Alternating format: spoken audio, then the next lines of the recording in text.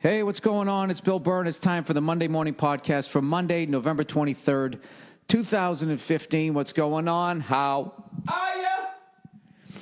What's up? Oh, Billy Redface. Oh, Billy Redcakes. Oh, fucking, what are you doing? Douchebag Freckles here is in a great mood. He's on his, done with his first week and not doing shit. I'm not doing shit for the last week. I already did it. I already accomplished the dream of not doing shit. And this week, I'm not doing shit. Right? Greatest fucking holiday of the year. Everybody talks about Christmas. People talking about Flag Day or fucking Easter. I'm telling you, this is the one. You don't have to buy shit. All you do, you just show up. You show up, little corned beef and cabbage, whatever your little family fucking dish is. You show up, you smile, you do a couple of air kisses, you know. Feed your fat fucking face, and then you just slip into the living room, right? And watch the game. Sitting on the sofa. Then there's that other guy, the socially fucking awkward guy who hides in alcohol, sitting in the lazy boy. You know, you guys are angled just enough that you can see each other in your peripheral, but you never say anything. You know, a couple times you go to start the conversation, and you see the lonely guy being excited, but then he fucks it up, and you see him withdraw again. And you try to act like it didn't happen. And that's just the second quarter. All right? Anyways, I did my official weigh-in today to see the damage I did. I was about $165 or something before I left to go to way back in September, right? I was trying to get down to 162. I got to 165. And one day I just skipped rope and just sweated it out. I got to like 162 point something, but that's bullshit, right? Got down to 165. Then I had a wedding, a week-long family event, and then right after that I went to Texas for a week and then Toronto. And I came back for a few days, and then I went to D.C. Then I came back for a few days, like a week, and then I did that 2-week fucking tour of the Midwest, came back for 3 days. Then I did the Philly run. Then I went to New York. And then I did MSG. So in that time, I knew I was putting on weight. I knew I was doing. I knew it. I couldn't stop. Right. All right. Now, before I started this whole thing, I was 187 pounds. I went down to 165. I lost 22 fucking pounds. So the big question is, Bill, you dumb fuck. After you did all that work, you stupid cunt, how much did you give back this morning? After weighing himself in September, before all the festivities, he was about 165 pounds. I weighed myself this morning, right when I woke up, the most accurate weight from what I've, read on the internet. So take that with a giant grain of salt and sugar. 176.8. Oh, Billy, what did you do? I just remember my last night in New York, fucking hammered, eating 2 slices of sausage pepperoni, and it wasn't even good. And after the first one, I was like, Jesus, this is so much shit on this. This feels like Chicago pizza, where like nobody in their right mind ever has more than 1 slice of deep dish pizza. You just fucking you can't do it. You're out of your fucking mind. So, anyways, So I'm pissed that I fucking went that hard. Fucked it up that much, but I didn't see the dreaded. The one that really depresses me is when that second number is an 8. So I'm going to try to do the impossible, the unthinkable. Cleo, will you stop licking yourself so damn loud? Hey, Cleo.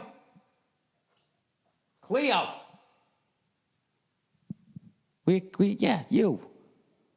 Knock it off over there. I know you got to do what you got to do. You need a bath? Anyways, the fuck was I talking about? Oh, I'm going to try to do the impossible, the unthinkable. There she goes, licking herself again. Good Lord, no shame whatsoever. I'm going to try to lose weight during the holiday months here.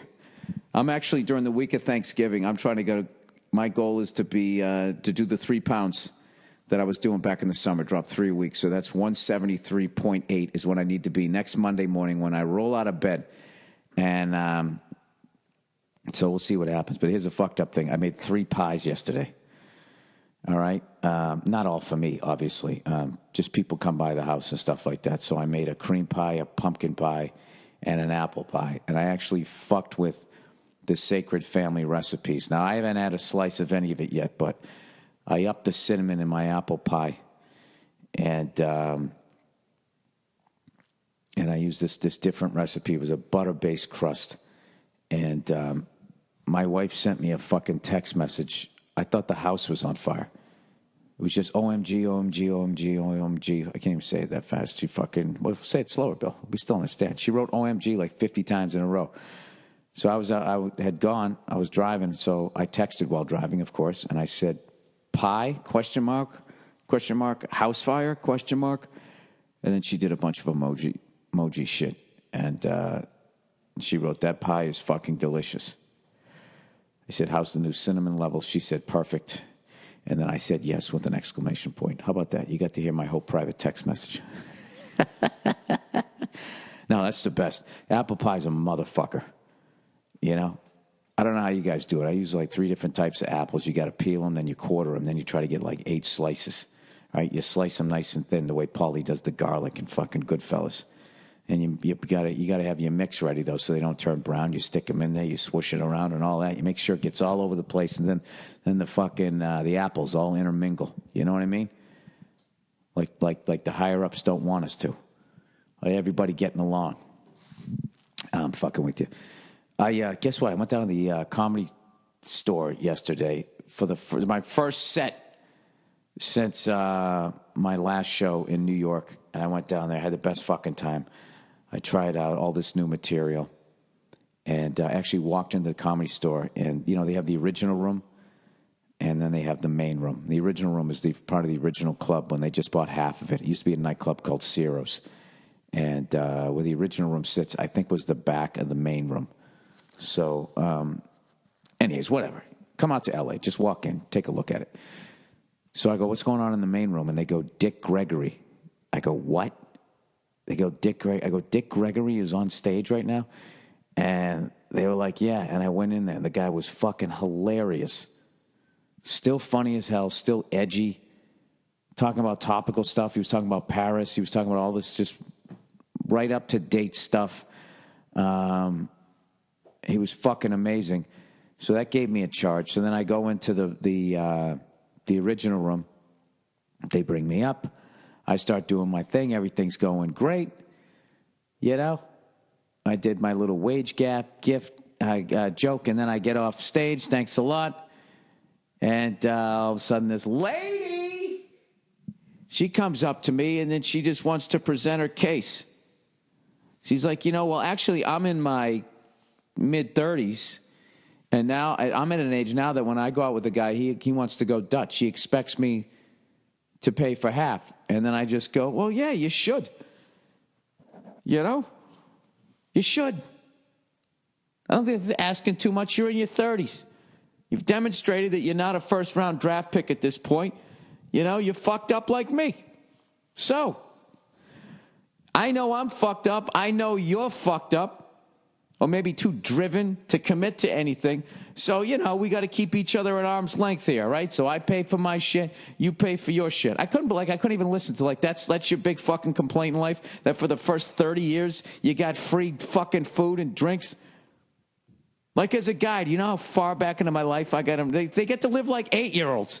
Remember when you were a kid, you just walked around? As a kid, you had no money. You went out with your parents. You had a whole fucking day. You ate. You had drinks. You fucking, no, not booze, but, you know. Got yourself a high C, whatever the hell you had. You know? Went to a ball game, whatever. You never went in your pockets. The life of a kid. You know? You essentially, not like, look, I obviously know women don't just not pay for fucking anything, but I'm just saying that when they get courted, you know? You don't have to pay for shit, generally speaking. Right? So anyway, so she comes up to me, and I just didn't want to fucking hear it, and I made the mistake. I treated her like a guy, and I feel bad. I just gave her shit, and then she was like, oh, you're being mean and everything. I'm like, it's a comedy club. We're comedians. This is what we do. And then she wanted to make her fucking point, and I just, you know, I said, all right, and I just walked away. And then, of course, I made the mistake of asking another comic. I go, was I just too mean there? And he's like, yeah, no. Comedian will never say you're too mean. They'll, no, say, you know, seemed about right. Felt like the right level of it. That's a pet peeve of mine. I don't like when I'm standing on stage and you could heckle me while I'm making my point. Instead, you don't. You wait till I get off stage, and then you want to have some fucking, Charlie Rose conversation about what the fuck you think of the joke. I don't give a shit at that point. I would much rather that you yell out during my show. Like, hey, I'm in my 30s. I got to pay for a date. Then we could have had that hilarious conversation, a little back and forth. But instead, I got to get off stage, and then you come up to me like I'm being debriefed after my shift. You know what I mean? See where I went right, see where I went wrong. Like, I don't want to fucking hear that. But you're more than welcome to heckle me. I don't give a shit. I don't care about that, I'm up there. It's me and the mic stand. I feel safe.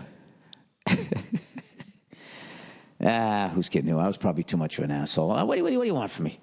So anyways, what the fuck happened to my LSU Tigers? Jesus Christ. I know I was on the road a lot this year, so I missed most of the season. But I watched the end of the Alabama game. They lost that game, and the fucking wheels fell off. Then they got their asses kicked by Arkansas. Who even knew they still had a football program out there? I mean, it's Arkansas. When was the last time you even heard of that state? Bill Clinton was in office, and that was only in the first term. Then the former governor of Little Rock, Arkansas. All right? And by the time he got to his second term, they phased out Arkansas. Like the older brother on Happy Days, right? No more Chuck. Now he's at school. Now he doesn't exist. Right? How the fuck do you lose to them? They're not in the Midwest. They're not in the South. They're just there. The name of their capital? Little Rock. It's got little. How does your capital have little in it? Unbelievable. We fucking lose to them. What even goes on in Arkansas? For some reason, when I think of Arkansas, what I think of? I think of like an Oldsmobile 442. Like a 65 for some reason, And they're riding around. I bet they're all driving around old cars. Like Cuba, Like that embargo hit them real hard, too, even though there's no embargo on them. But they're just Arkansas. How the fuck do you lose to Arkansas? I'm just waiting for those fucking Arkansas SEC people. Actually, we're fucking 7-1 in the conference. I don't care. And then who the fuck did they play this past week? Ole Miss. Right down there on the goal line, and one guy thinks it's a fake play. The other guy's trying to hand it off to him. It was fucking Keystone Cops.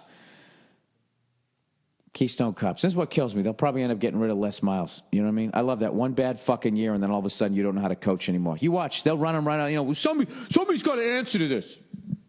Nobody can just be like, you know what? We had a bad fucking year. It's got to be like, oh, you know what? That's it. You're done. You don't know how to do this anymore. Does that happen at your guys' jobs? You know what I mean? Say you're working at Staples, right? And you fucking, you're going down to the aisle with the 3-ring binders, and you think they're on the left-hand side, they're on the right-hand side. And then they go, you know what? You just can't do it anymore. That's it. It's over. You've been here for fucking 4 years. I don't think you know how to work at Staples anymore. I know I guess I'm belittling both people. Belittling that job and also belittling the job of working at Staples. I think the job at Staples is the big thing is you hide in the back room because they have so little people on the floor. If you walk out on the floor, everybody's going to ask you a question, right? You're going to walk out. Excuse me, sir? Sir, yes, could you tell me where? My daughter's 8th birthday is coming up, and we want different colored paper clips. Do you know that?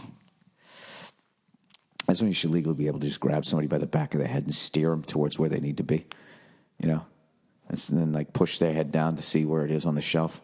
And then as you go to let go, you give them that little push before you do. It causes them to do that half a step and put their hands out like a toddler about ready to fall. Anyways, I barely watched any football yesterday.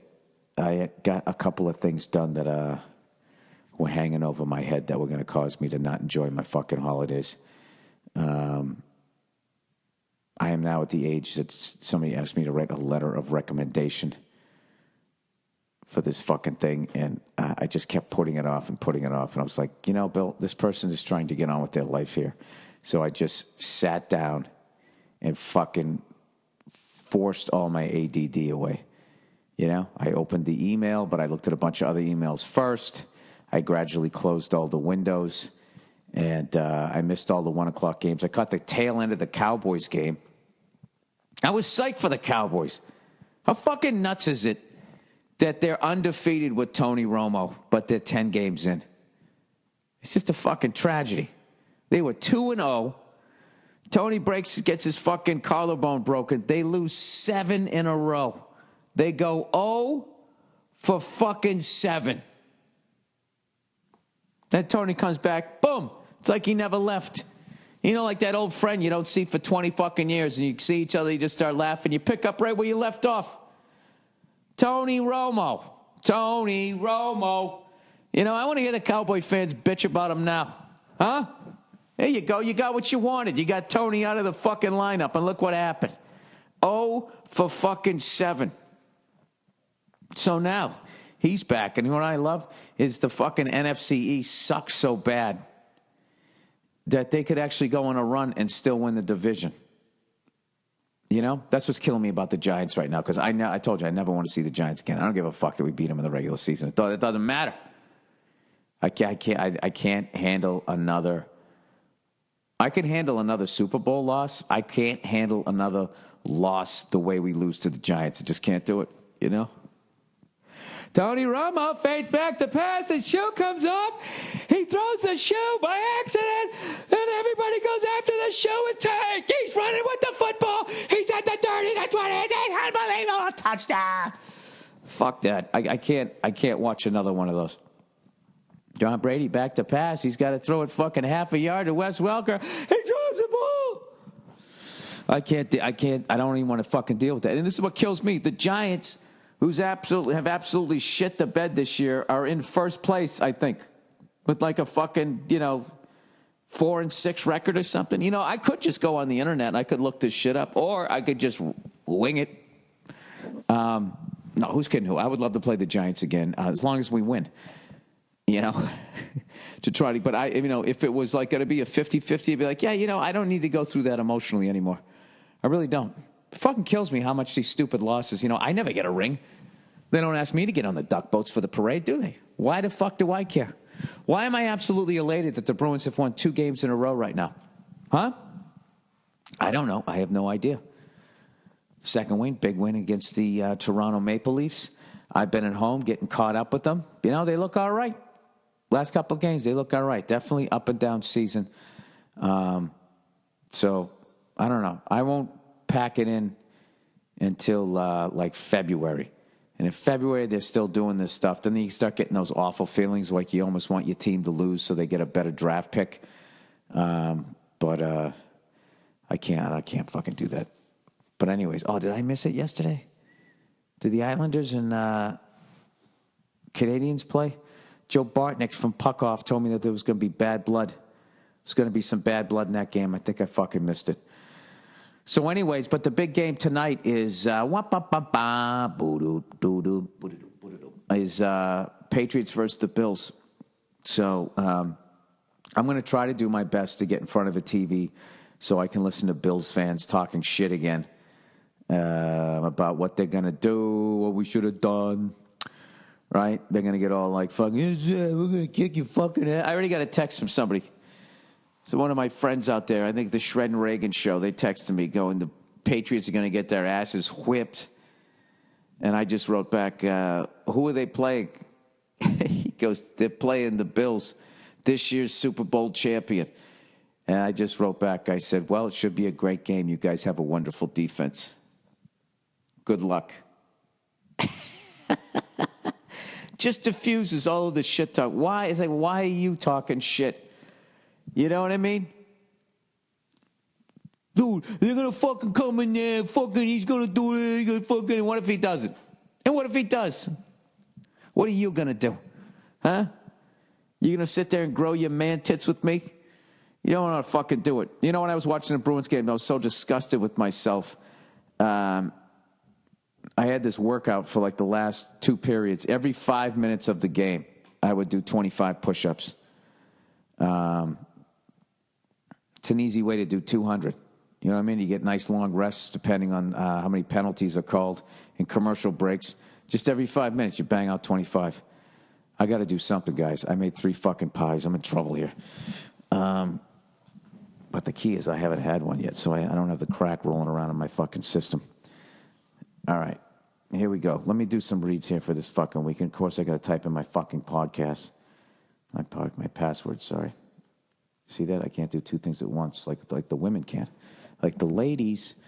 All right, where the fuck is it? Oh, here we go. The old favorites here. We only got a couple this week. All right, Trunk Club, everybody. You know, last-minute gifts, crowded airports, the family. Who wants to deal with that shit? You have enough to worry about during the holidays. Your outfit shouldn't be one of them.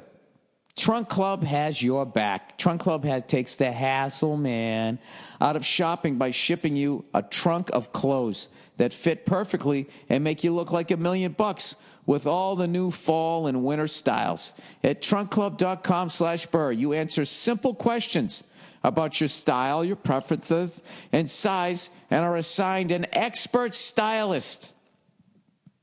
They curate clothes. Oh, what a great word. They curate clothes from the best premium brands, and you approve what you like. I like this. Get rid of that.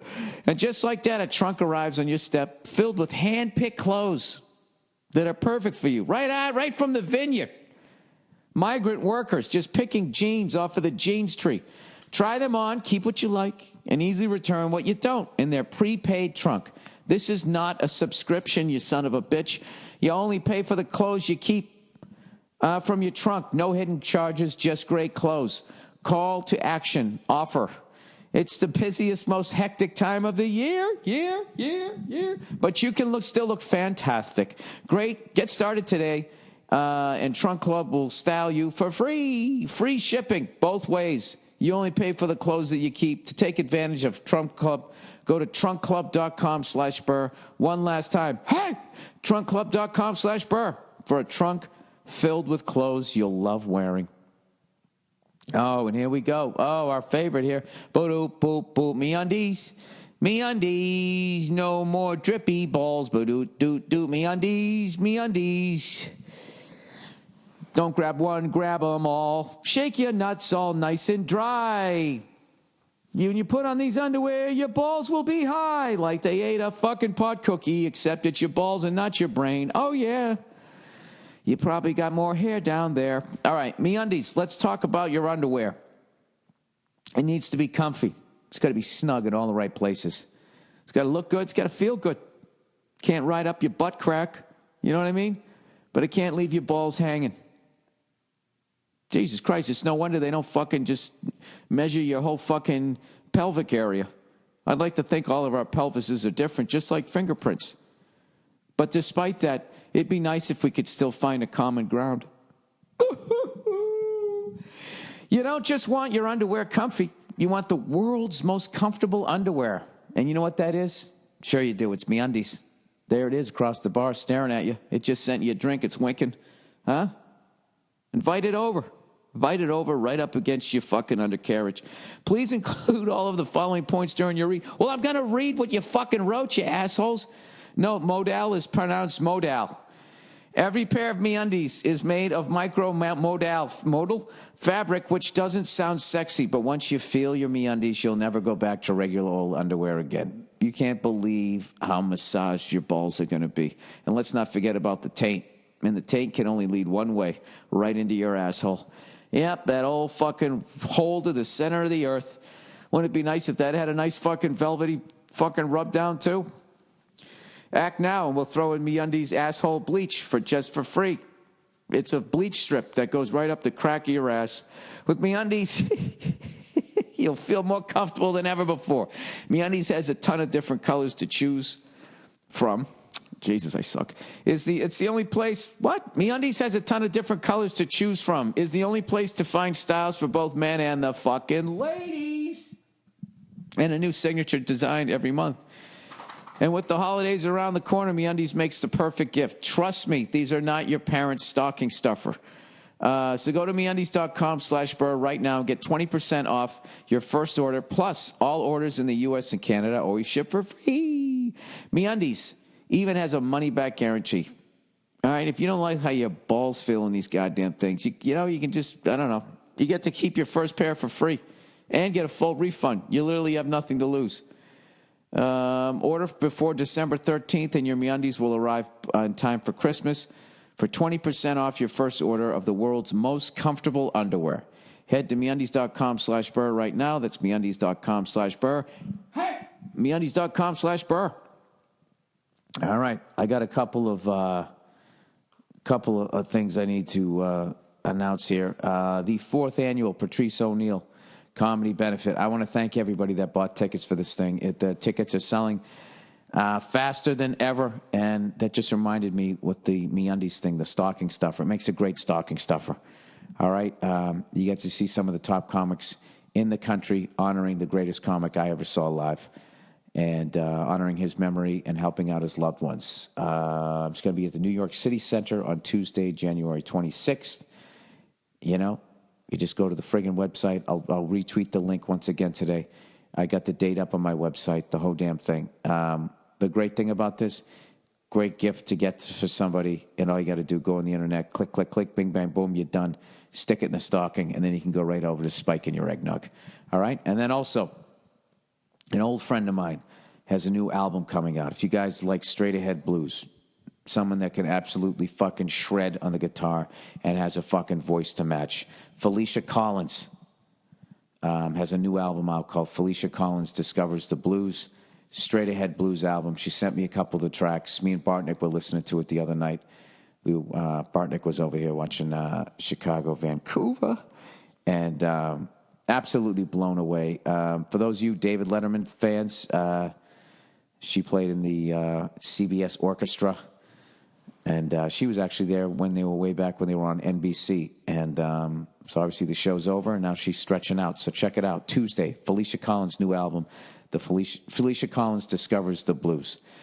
All right. And what else do I got coming up? I have, of course, F is for Family is out on December 18th. And, and Pete Corielli is going to be a guest on the Thursday afternoon podcast just before Friday next week to promote, I believe, his new stand-up special on Showtime, which I heard is getting rave reviews. He's one of my favorite comics of all time, and he's a great guy to go and see before he fucking blows up because he's that level funny. All right, and with that babbling, let's march on here with the podcast. What was I going to say? Yeah, so I'm going to go to the fucking gym today. The second I do this, so this is my game plan. I'm going to do an hour on the elliptical today, Tuesday, and Wednesday. I'm doing the Joe Rogan's podcast on Tuesday tomorrow. So I might bring some of that pie that I made over to him, which would be a cool thing to do for the holidays. Plus, then I don't have it around here, so I'm not fucking eating it, right? And then all they do is eat one. I think that could work, right? You got to give away some of it. But I'm going to do, 3 hours of that by Thanksgiving. My one bad day is going to be Thanksgiving, and then I'm just going to try to, I got to turn around, guys. If I go back up to the 180s, I'm going to be so fucking depressed. I just don't want to be that fucking guy at the start of the year, like, I'm going to fucking, here we go. I'm going to fucking get in shape, You know what that's like? It's like starting your year as a fat fuck who's got to drop like fucking 20, 30, 40, 50, 100 fucking pounds. It's the worst. Why not get started now and not do the fucking damage? You know what I mean? You know that awesome feeling you get, if before you go to work you make the bed and you come home and the bed's made. You know that fucking feeling? Or maybe the night before you did all the dishes and you wake up to make breakfast and there's no dishes from the night before. That ahead of the game feeling, or at least I'm even. You know what I mean? Like I don't got to start my day doing yesterday's bullshit plus whatever the fuck hits me today. That's what it's like to be on January 1st to actually be in shape. And I don't think I've done that since my 20s. So I'm really going to try it. And it always helps me to announce it on the podcast that I'm going to fucking do it because I know you guys are going to check in on me and you're going to give me shit when if I'm not talking about it, I'm not doing well. And God knows you guys like to be mean, but I probably deserve it after what a cunt I was to that lady last night. I wasn't even a cunt. It's just the fact that she's a woman, and you're just supposed to, you're just supposed to let them win. Be like, oh, wow, yeah, you, and you. Yeah, that's exactly what the joke was about. It was all about you. All of you. Why not talk about all of you? You're so interesting. Please tell me another story about your dumb day and what you said and, oh, my God, what you were like. So I said this, and then she said that, and then I was like... Ladies, how do you not see the pain in your man's face when you're doing that? You know what I mean? I see the pain in my wife's face when I try to talk to her about a game. Nia, it was fucking 2 minutes left, right? Patriots are getting killed on defense, right? We get the ball back. Tom Brady throws the ball. Giant guy grabs it, and he fucking lands on his stomach, knocks his wind out. And by then, it's just fucking over. She just starts making fun of me. Really? Oh, my God. Oh, that's amazing. She doesn't give a fuck. You know? But if I don't listen to her fucking stories, oh, Jesus. Oh, forget about it. It's a big goddamn... I don't know what it is. Anyways, let's get to some of the reads for this week, okay? Yeah, Bill, it's fine. It's absolutely fine. Oh, I'm doing the comedy jam tonight. All right, with the fucking text messages there. Let's read the text message. Oh, was that somebody else who saw the F is for Family? Yeah. They saw the trailer. People are liking the trailer. Thank Christ. All right. Venue. Dear Billy Big Shot, now that you've done the mother of all venues with MSG, what non-traditional venue would you like to play? Like something like the Great Wall of China? Congrats on your year. Go fuck yourself. No, there's still a bunch that I would love to play. Royal Albert Hall is on my bucket list. And then there's a bunch of theaters that I would still like to play or continue playing. There's the one out here in California in Long Beach, the Long Beach something or other, where Richard Pryor did his live in concert. I already did a show at the Palladium. That's where he did live on the Sunset Strip. And I forget if the one that he performed at when he did his Here and Now, which I think was in... New Orleans. I got to see if that one still exists, but I really, I like doing those old theaters. I like doing them, man. It's like going to old ballparks and you hear all the people that were there. Like last night when we were down the Comedy Store, there's just characters just show up, right? Dick Gregory's on stage, and then this other guy comes in because he knew Dick Gregory. He was the publicist for Ciro's. There was this nightclub, I said before it became the Comedy Store.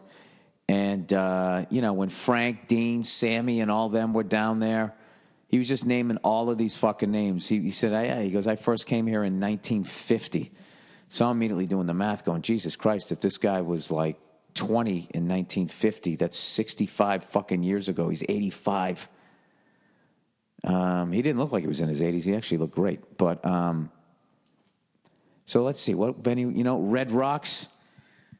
I performed there, though, but I did Red Rocks when it was, there was some sort of animation thing going on after it. So Wendy at the Comedy Works got me the gig, and we went out there. But it was cool to be at Red Rocks, but they weren't there for me. They were there for the fucking film, so there was a lot of chatter.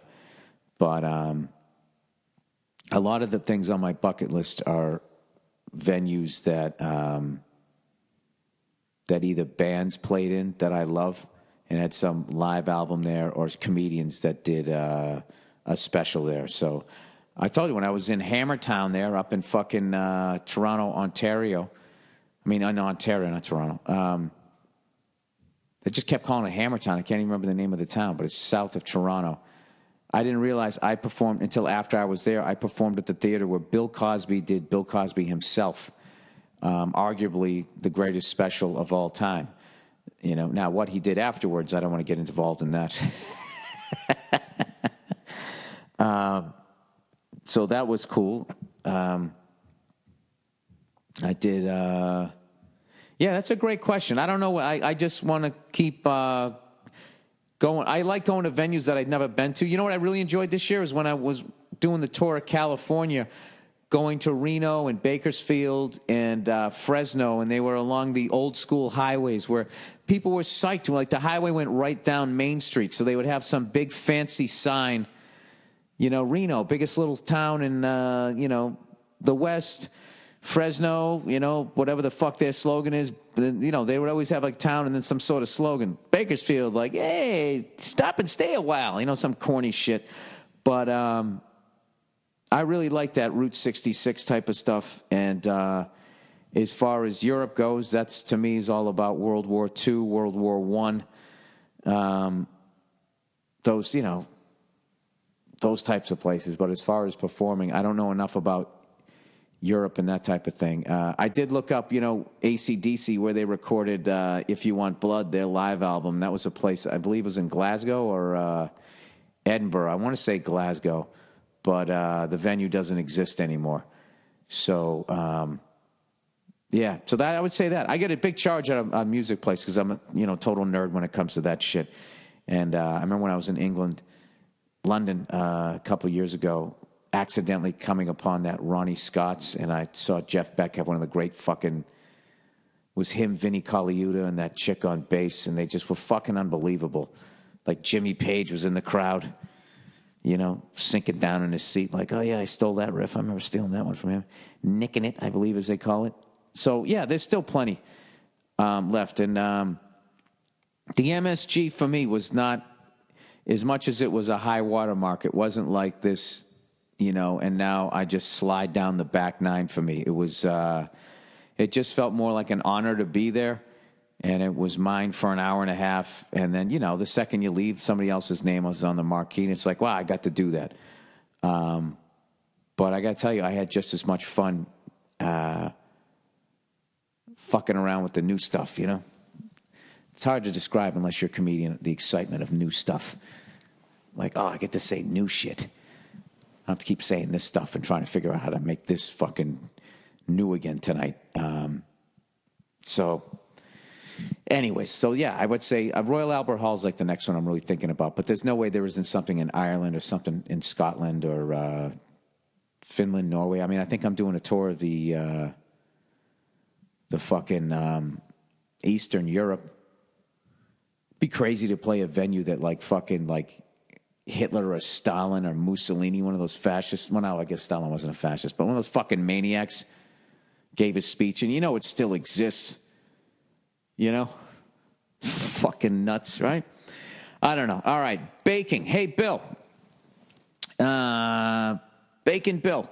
I'm thinking about surprising my girlfriend and her family by bringing over a homemade pie for Thanksgiving. All right, dude, I got you.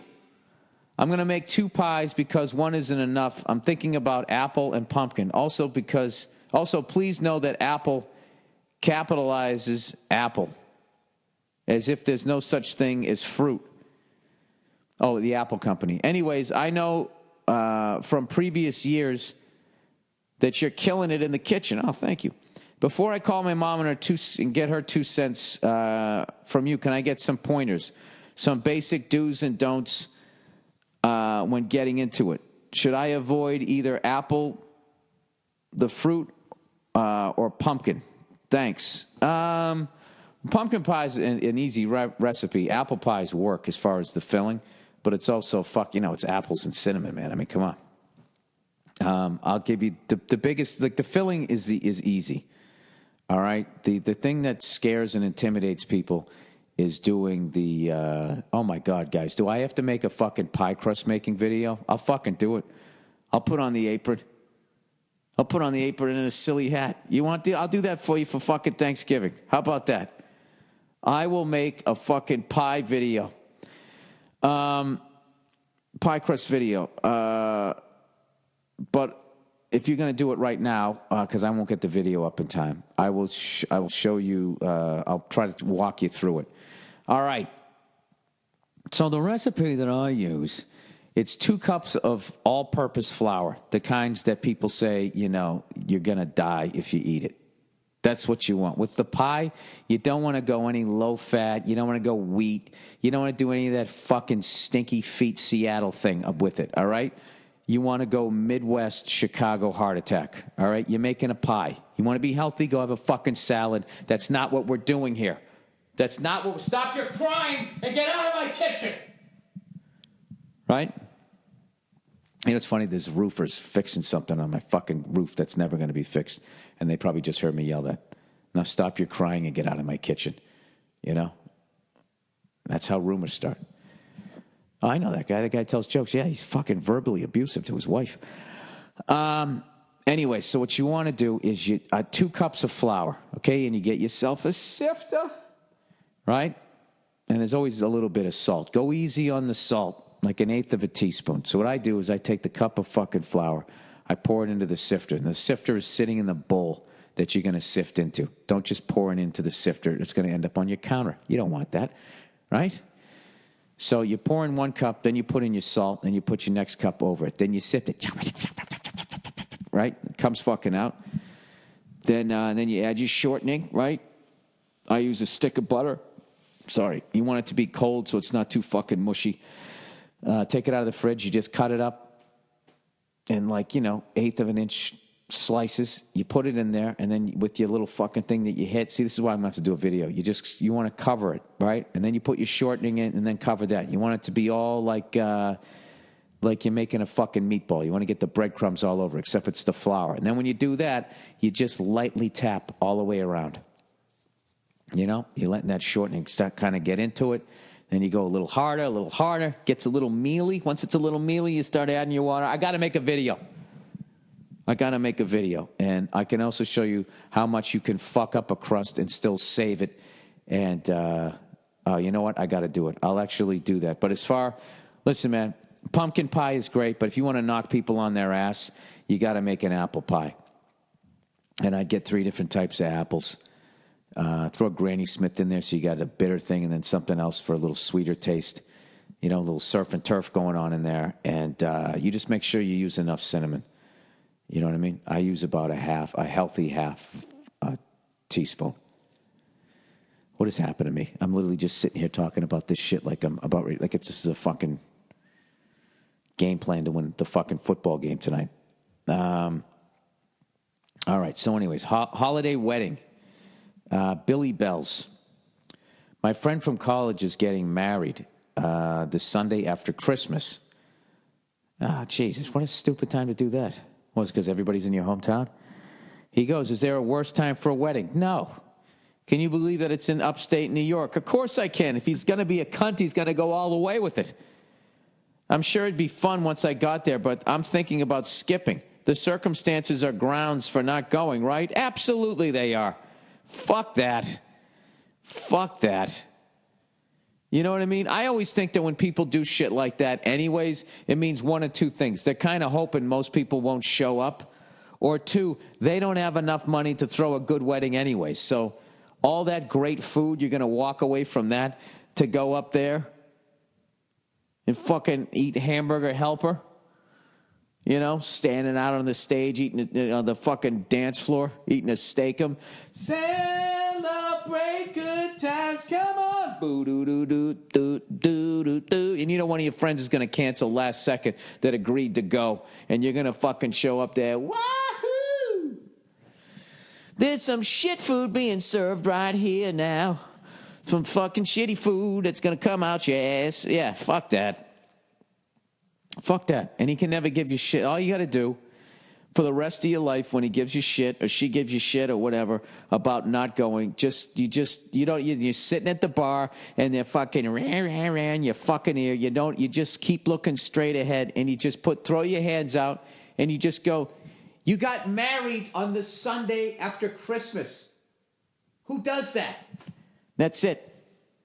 And as they try to defend it, you just talk over. Married? Like the Sunday after Christmas. When? The Sunday after Christmas. It's almost like you didn't want me to be there. Huh? If you get divorced, when are you going to get married this time? Fucking New Year's Day? The fuck out of here. What do you think? You're better than Santa Claus? You're better than the baby Jesus? Huh? You think you're better than the prime rib my mother makes on Christmas Day, you motherfucker? Where the fuck do you get upstate New York? How dare you? I'm going to be that fucking person driving in a station wagon? Fucking Sunday after Christmas. Get the fuck. This is like my time off. This is my time off. This is my time. Okay? I'm going to go to a goddamn wedding. Oh, that just reeks of like my friend got ordained as a fucking preacher. He's going to go up there in his fucking street clothes. Oh, yeah. I bet they're getting married in like the basement of a fucking Holiday Inn. And the ceremony's going to be going, and the door to the function room's still going to be open, and people are going to be randomly walking by looking at it. You know, they got to keep the door open because there's no bathroom in the function room, so you got to walk out. Oh, that's a shit show. Jesus Christ, dude. That's like a sales meeting you don't want to go to. Well, you know what? I've convinced myself that I wouldn't go. I don't know what you're thinking, but I wouldn't go. That's totally grounds for skipping. A wedding alone is grounds for skipping. Who the fuck wants to go to that? Unless you're still in your 20s, and then it's a good time. You want to go to a wedding single, right? Go there, maybe bang somebody, right? Have a good time. But you don't want to go there, if you're not married, then eventually she's going to look, when are we going to do this? Ugh. No, you think of it just fucking doing a running jump right off the balcony. All right, sleep trouble. Sleep trouble. All right. Hey, Bill, I just started traveling for work, and getting a good night's sleep is brutal. Yes, it is. I'm not trying Ambien or increasing my alcohol intake. How do you deal with all the travel? Alcohol. Do you use one of those stupid neck pillows? Nope. Hotel beds aren't bad. If I do sleep well, I end up waking up feeling comatose, which leads me to being more tired because those beds are huge and soft, and I don't want to get out of bed. You're also making up for the sleep that you didn't get on other nights, which you can't really do. There's that weird thing that if, like, say, you got 6 hours one night and then 10 hours the next night, so you got, it averages out to 8 hours. It still doesn't work that way for some reason. You can't retroactively, like, when you miss out on whatever it is you need. Some people only need 6. Some people just need 4. But if you need, like, whatever the fuck you need, I'm saying if you come up short, you can't just sleep extra one day and then even it off. It usually takes like a week. Like, I've been fucking sleeping this whole week, falling asleep like an old person. So, but anyways, let me continue. And I don't want to get out of the bed. It hasn't happened yet, but I can see it's slowly turning me into a grouchy asshole. How do you do it? Were you a cheery fellow before hitting the road? Thanks for the free laughs. How do I do it? I'm German-Irish. That's how I do it. We're not in touch with our feelings, so even if I am tired, I'm just naturally trained to block it out, and I just get up and I go. But however, every once in a while, when I do make a conscious effort to think about slowing down and relaxing and not having something to achieve every fucking day, be it picking up dry cleaning or writing a new joke, I suddenly become aware of how tired I am. So what I would do is not use any of the drugs, and I also wouldn't fuck with alcohol. I wouldn't do that either. What I would do is work out in the morning and then go to your job, whatever it is that you do, and then at night, because you were working all day and you worked out, you'll actually go to sleep. If you just get into the good habits out there, it's not that bad. But I don't know. Biggest thing that I found is food. Food is difficult, and if you're doing like a bunch of one-nighters, if you're like a traveling salesman kind of fucking thing, selling your widgets or whatever, that's when it gets hard because you spend your day traveling, and then you arrive at the hotel, you're fucking hungry, but you got to go to your gig, so you usually end up, you're like, hey, do you guys have anything healthy? Like, we got an Applebee's. Oh, yeah? Do they deliver? They sure don't. They sure don't. Nodding yes. They sure don't. You should shake your head no. Can I get what I need? You sure can't. Not in this town. So then they always have like fucking menus, and they're always going to give you some Chinese food, which is going to be unfucking believable or absolutely horrific, depending on, it has nothing to do with where you're at.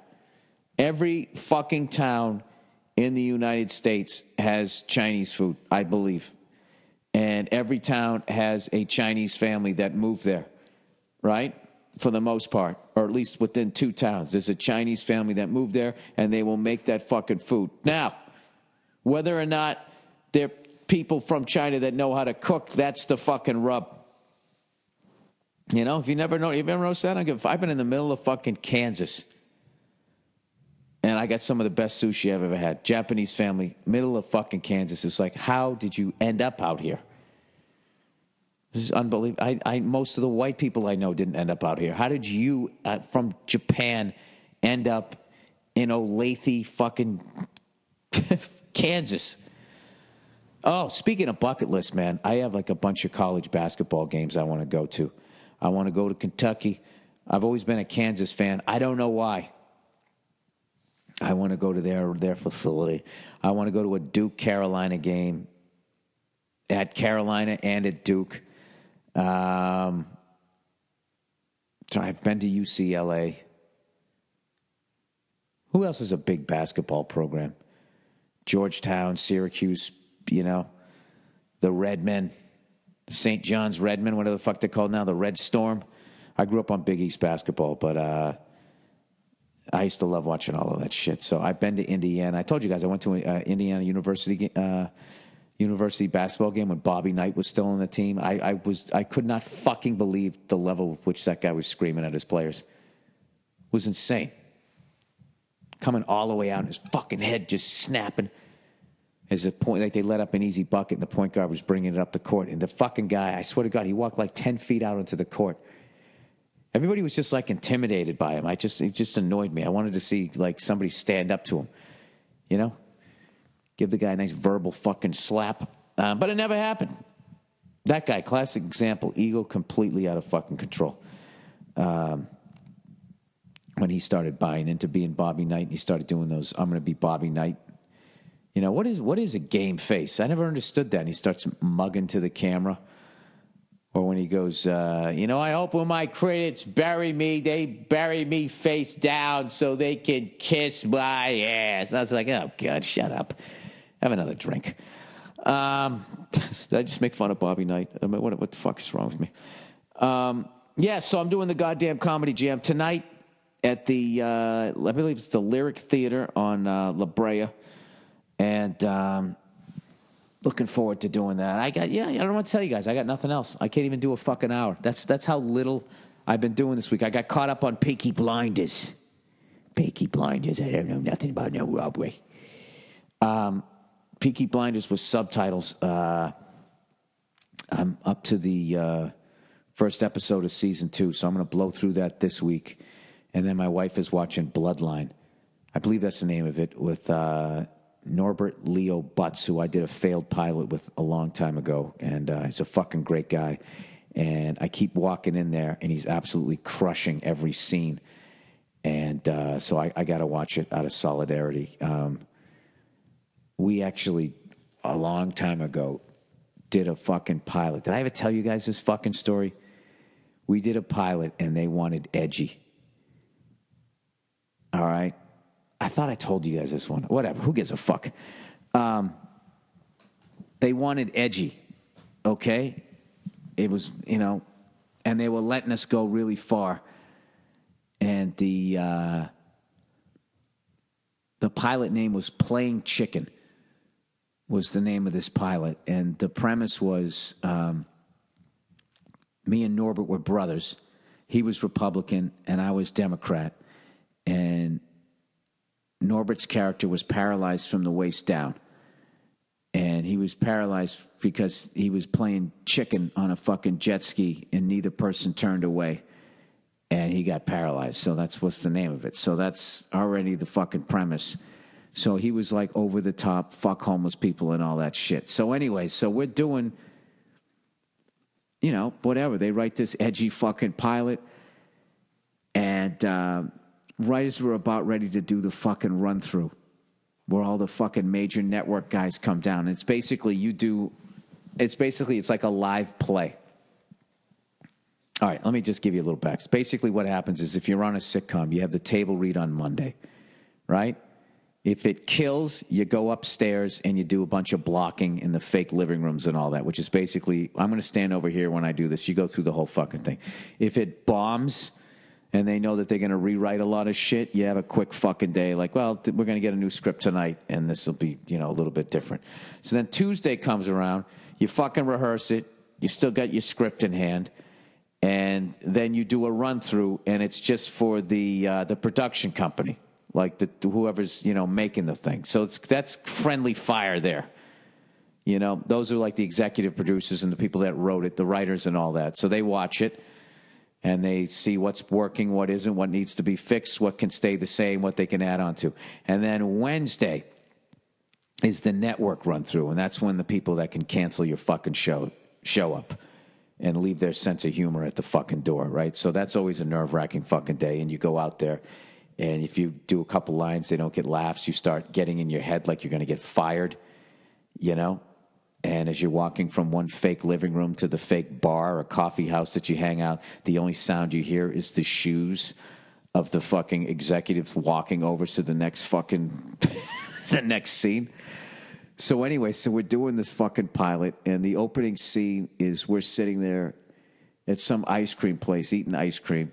And this homeless guy, whatever, we're having a back and forth, and this homeless guy comes up and asks for money. So I, of course, being the liberal, go to give some money. And Norbert's character, being the conservative guy, basically tells the guy to fuck off. So everybody's loving it. He actually, I remember, flicked ice cream at him. He decided he was going to do that during the fucking run-through because we weren't going to do it all day long, flicking ice cream at him. It'd be a fucking mess. So he just kept miming flicking the ice cream. That's what it was. So anyways, people are digging the pilot. The producers and all the writers are all thinking it's funny. They're laughing it up. We do the regular run-through. It's going great. So now we got the network run-through, but the next day. And it just so happens that during that week or whatever, Don Imus said the nappy-headed hose fucking comment. And for whatever reason, all hell fucking breaks loose. Like, Hitler's back. And it becomes this big fucking lightning rod thing that allows a bunch of people who don't, want to increase the fines with the FCC and all this shit. All basically what this one guy said on the radio trickles all the way down to our pilot that has these fucking suits nervous. Just in general about we better watch our step because Don Imus, I don't know what, lost some advertising money. So they're in that fucking headspace, and they come down to our show where we got a half-paralyzed guy, and the opening scene, we're doing the scene. It's getting zero laughs, and I remember when the homeless guy walked out, and they even gasped at that because they really made him look homeless. He was really dirty. And Norbert goes, all the jokes are bombing, and he goes and turns around and flips this fucking glob of ice cream and hits the actor right in the face, and they gasped. And no laugh. I mean, I thought it was going to kill. We thought it was the funniest shit ever. There wasn't a fucking, they just gasped. And then it ended, right? And then just the sound of their shoes just shuffling all the way down to the other side of the set for the next fucking scene. And it was the worst run through I've ever been in. I'm talking, there was zero laughs. It was dead fucking silence. And I just remember walking by this one actress. She delivered her line and it got nothing. And she walked by looking at me like, what the fuck is happening? And I almost bursted out laughing because for actors, it's like, fuck, I'm going to get fired and I'm going to be unemployed again. For a comedian, I can still, I'm not unemployed. I can just go back to doing shows. The fact that I'm on this thing is gravy. So the look on her face was just, I mean, I don't want her to be out of work, but it was just funny to me. So the more it was bombing, the harder I committed to what I was doing. Just because if you're going to bomb, you might as well just fucking do the triple Lindy. So I was just going bigger, and it just was just dead fucking silence. So the run-through ends. I mean, you can hear a fucking pin drop. And it was to the point I was like, dude, I don't even think they're going to shoot this fucking thing. So me and Norbert went back to the hotel. We go right to the bar. And then we just start laughing, going, I'm getting fired. He's going, no, I'm getting fired. And we had like a bet. Who's going to get fired? It's like somebody's going down for that. It's like, like LSU loses 3 in a row. Somebody's got to pay the price. Somebody's getting fucking fired. So they ended up showing up, and they would talk to both of us individually in our hotel rooms. I remember the guy that directed the thing. He came walking into my room and just sat down on my bed and started eating my peanuts, without asking. And it was the most arrogant thing I'd ever seen in my life. And I was just sitting there going like, it still bugs me to this day. I didn't say anything to that guy. But anyways, so they ended up toning this whole fucking thing down, right? They go, look, we're not gonna get rid of you guys. It was the wrong tone, but blah, blah, blah. And then what ended up happening was they fucking dialed it back like 40%, really took all the balls out of it. And then, a few days later, we shot the pilot in front of a live studio audience, and it actually killed. It went great, but it didn't end up getting picked up. And that's my story about bombing. Sorry, guys. I had to go in the well there, man. I ran out of fucking stories to tell you for this week. All I know is that the Bills are playing the Patriots tonight in Gillette Stadium. Anything can happen. They just don't have a quarterback. They got a great defense, though, so we'll see what happens. I don't think the Patriots losing one game is the worst fucking thing. I think it's actually better, man. It makes people focus on somebody else. So, worst case scenario, we're 9-1. I'm on vacation, I'm having a good time here. So that is it. I'll talk to you guys on Thanksgiving. I'll try to make a pie crust video. I'm going to do that shit. Why not? I said I was going to do it, right? That'll be me giving back, giving thanks to you guys listening to the podcast. I'm doing and listening to the Joe Rogan podcast, Joe Rogan Experience. I'm going to be doing that tomorrow. And I think that's it. Happy Thanksgiving to everybody. If you're traveling, you don't have time to listen to this podcast, I don't get a chance to say it. Happy Thanksgiving. Thank you to everybody that's coming out to my show over the years. From the bottom of my heart, I really appreciate it. And that's it. Go fuck yourselves. And I'll check in on you on Thursday.